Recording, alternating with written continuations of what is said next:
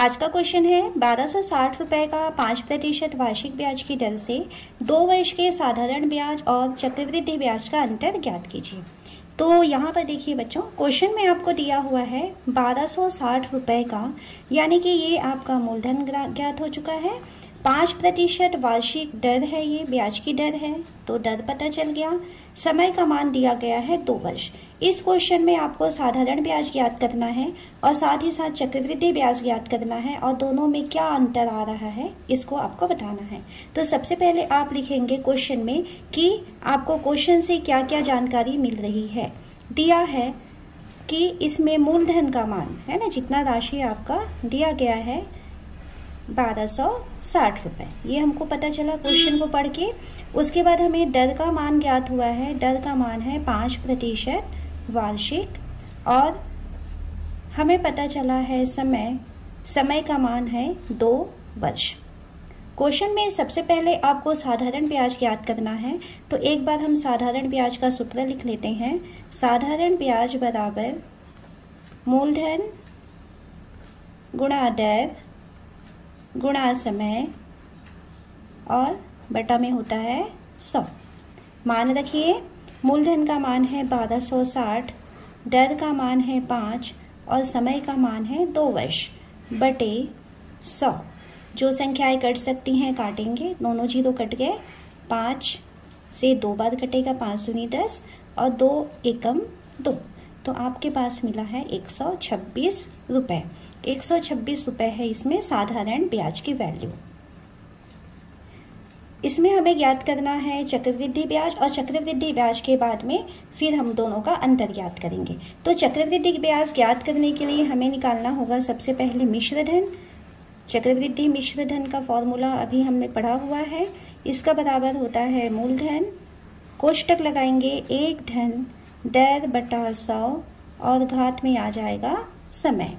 मान रखें, मूलधन का मान है 1260 रुपए, 1 धन दर का मान है 5 बटा 100 और समय है 2 वर्ष बराबर 1260, 100 एकम 100 धन 5, 105 बटा 100 की घात 2 बराबर 1260 गुणा घात 2 है, यानी हमको इसे 2 बार लिखना है। 105 बटा 100 गुणा 105 बटा 100।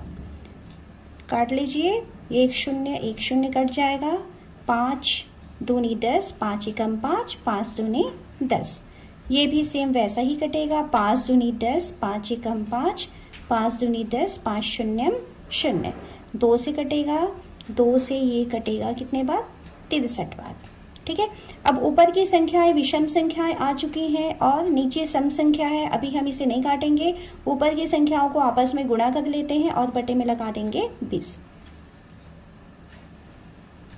ऊपर की संख्याओं को गुणा करने पर हमें मिल रहा है 27,783 बटा 20 और इसे यदि हम सॉल्व करते हैं तो हमको ये मिल रहा है 1389.15 रुपए। तो ये क्या मिला हमें? मिश्र धन, है ना। अब हमें मिश्र धन प्राप्त हो चुका है। कैसा मिश्र धन है ये? चक्रवृद्धि ब्याज का मिश्र धन है। अब इस मिश्र धन से हमें ज्ञात करना है चक्रवृद्धि ब्याज, तो हम लिखेंगे चक्रवृद्धि ब्याज बराबर मिश्र धन ऋण मूलधन।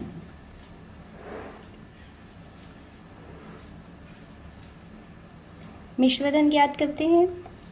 मिश्र धन की वैल्यू लिखते हैं 1389.15 और इसमें घटा देते हैं मूलधन। मूलधन आया था हमारा 1260 रुपए, घटा देंगे इसको, तो चक्रवृद्धि ब्याज का मान हमें मिला 129.15 रुपए।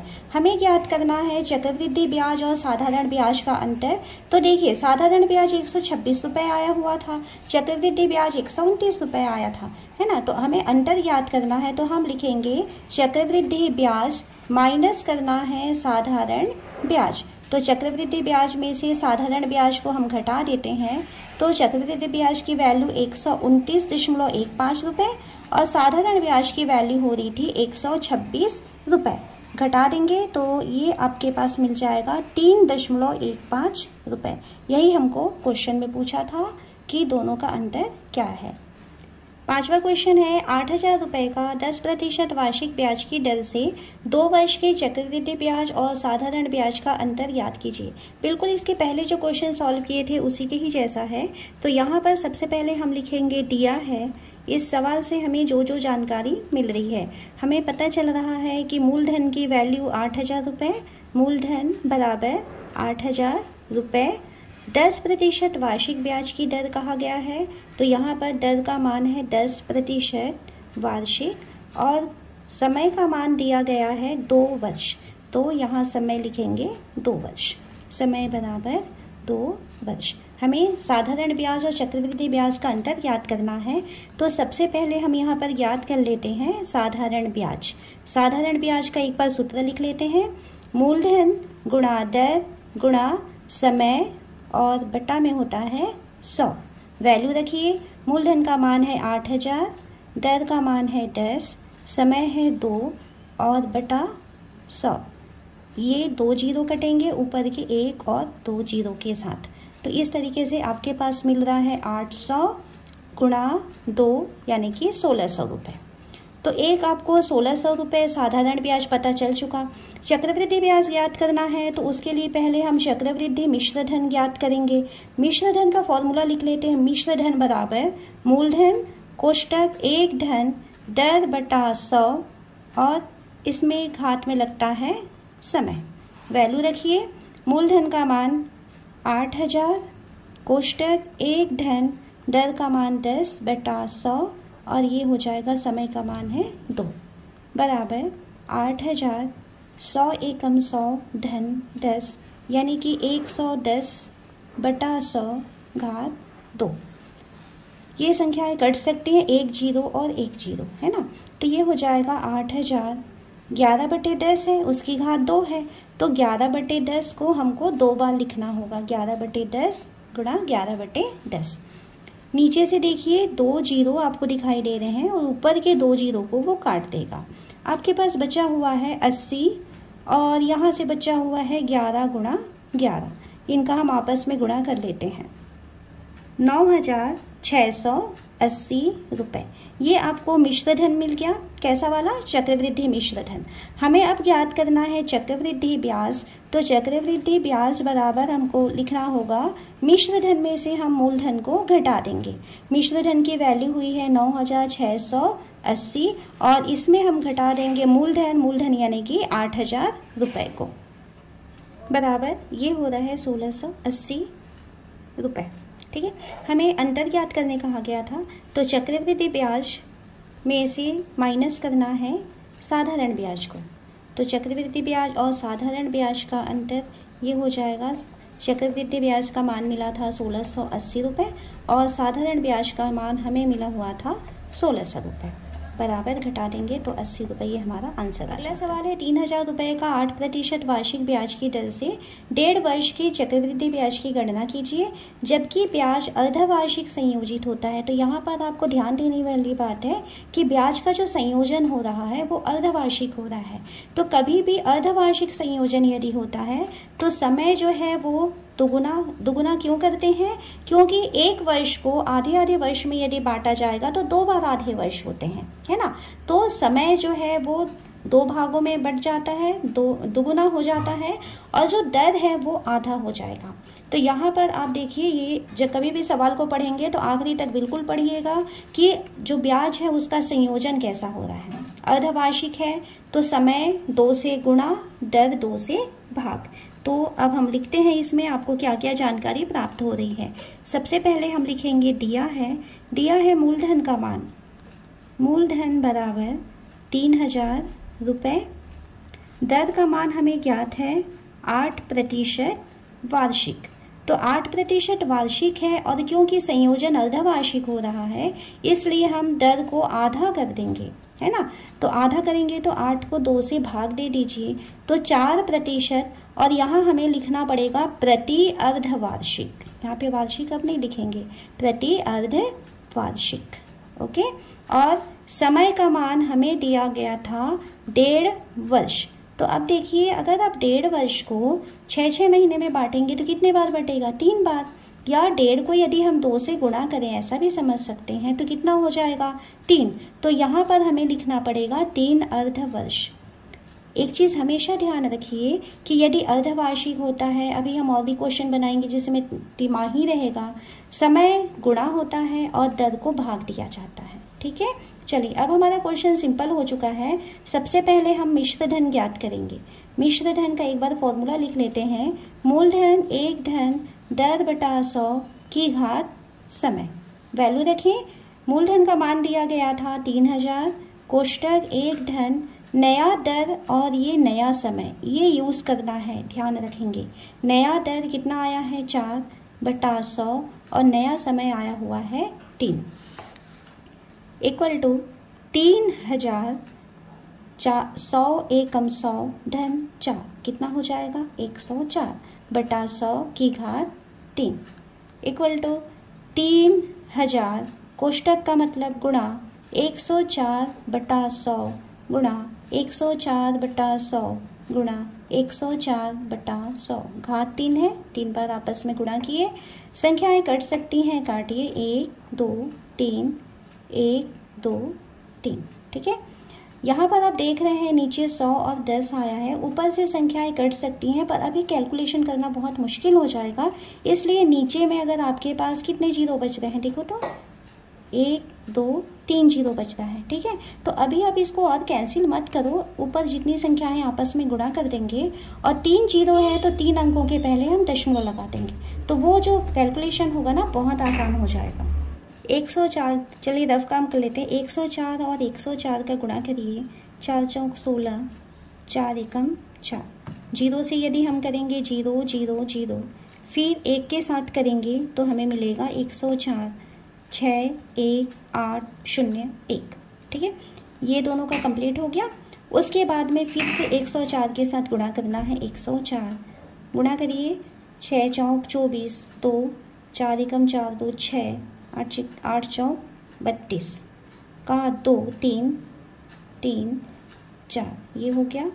कितनी संख्या 1 2 3 4 5, 5 जीरो लगा दीजिए। 1 2 3 4 5, 2 संख्याएं खत्म हो गई। अब 1 से गुणा करेंगे तो 1 से गुणा करना तो आसान है, जो संख्याएं हैं वही उतार दीजिए आप। 6 1 8 0 1 जोड़ देते हैं।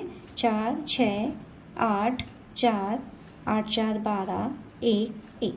ओके, ये मल्टीप्लाई होने के बाद अब क्या बचा है हमारे पास 3 बचा है। 3 का फिर से गुणा कर लीजिए। 3 4 तिया 12, 1 6 तिया 18, 1 19, 8 तिया 24, 1 25, 2 4 तिया 12, 12 2 14, 1 2 तिया 6, 1 7, 2 3 और 3, तो आपको मिल रहा है 3 3 7 4 5 9 2। ठीक है, आपके पास नीचे 3 जीरो है तो 3 अंकों के पहले आपको दशमलव लगाना है, इसलिए मैं मना की थी। नीचे अगर हम काट देते ना तो हालांकि ऊपर का मल्टीप्लिकेशन आसान हो जाता, लेकिन नीचे फिर भाग देने का प्रोसेस करना होता। तो यहाँ पर भाग देना आसान है क्योंकि 3 शून्य है तो 3 अंकों के पहले दशमलव लगा दो। तो दशमलव कहाँ लगेगा 3 3 7 4 और इसके बाद लगेगा दशमलव 5 9 2 भी मिलने वाला है, पर मैं आपको जैसा बताई थी कि कभी भी रुपए की बात होती है तो दशमलव के बाद केवल आपको 2 ही अंक लेने की परमिशन है, तो ये जो तीसरा अंक है बेटा ये छूट जाएगा। ओके, तो ये है मिश्र धन। हमें क्या ज्ञात करना है ब्याज, तो चक्रवृद्धि ब्याज बराबर फॉर्मूला लिख लीजिए, मिश्र धन में से घटा देंगे मूलधन को। मिश्र धन का मान 3374.59, इसमें घटा देंगे मूलधन का मान आया था 3000 रुपये, घटाइए कितना मिलेगा 374.59 रुपये। ये आंसर आ गया कि 374.59 रुपये इसमें आपको चक्रवृद्धि ब्याज देना होगा। क्वेश्चन नंबर 7 समझ लीजिए। 9000 रुपये पर किसी बैंक से 1 वर्ष में कितना ब्याज प्राप्त होगा यदि ब्याज की दर 8% वार्षिक हो और ब्याज की गणना तिमाही की जाए। ध्यान रखिए क्या कैसा करना है, ब्याज को तिमाही गणना करना है।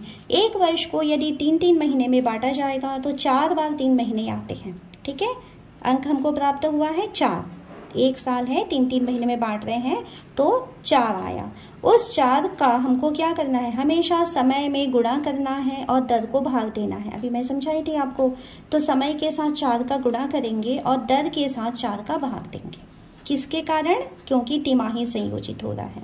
तो लिख लेते हैं। सबसे पहले हमको क्या क्या जानकारियां प्राप्त हो रही हैं। हमें पता चल रहा है यहाँ पर मूलधन का मान, मूलधन हमको दिया गया है 9,000 रुपये, दर हमें दिया गया है 8%, वार्षिक दिया है, हमारे पास संख्या मिली थी 4, है ना, 3-3 महीने में बांटे थे, 4 आया था। तो हम क्या करेंगे, 8 को 4 से भाग देंगे, कितने बार जाएगा, 2 बार, यानी कि 2%।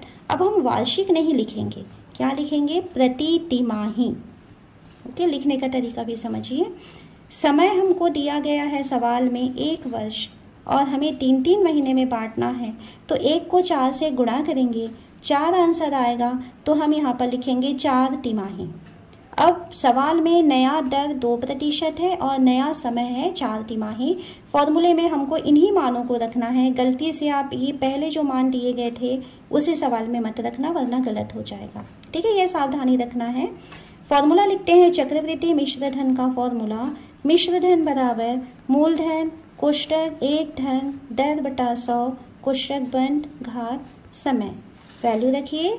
मूलधन का मान हमें दिया गया है 9,000 रुपये, कोष्टक 1 धन नया दर क्या मिला है, 2 बटा 100 समय, नया समय कितना मिला है, 4, ये 4 रख देते हैं।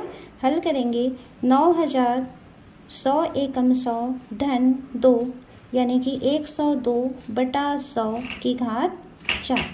चलिए 9,000 गुणा 102 बटा 100 गुणा 102 बटा 100 गुणा 102 बटा 100 गुणा 102 बटा 100, 4 बार है, 4 बार लिखेंगे। ये 3 जीरो से कट चुका है। उसके बाद और संख्याएं क्या कट रही हैं, देखिए यहाँ पर हमारे पास 1 2 3 4 5 जीरो बचे हुए हैं। काट सकते हैं, यहाँ से 2 से जाएगा 51 और ये बनेगा 50 बार, ये 51 और ये कटेगा 50 बार। इसके साथ ही साथ ये आपका कट जाएगा 51 और ये 5 बार। ठीक है, ऊपर आपके पास संख्याएं बची हैं 9 गुणा यहाँ पर 51 गुणा 102 51 और बटे में आपके पास बचा हुआ है 5 गुणा 50 गुणा 50।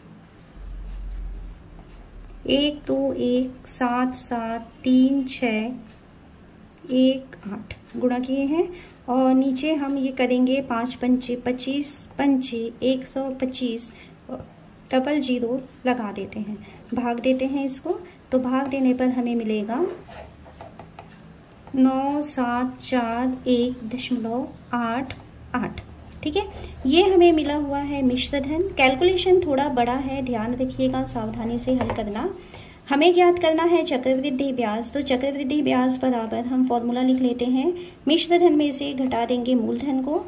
मिश्रधन का मान 9,741.88 मिला और इसमें माइनस करेंगे, मूलधन की वैल्यू आई हुई थी 9,000। तो इस तरीके से बेटा हमको यहाँ पर चक्रवृद्धि ब्याज का मान 741.88 रुपये मिल जाता है।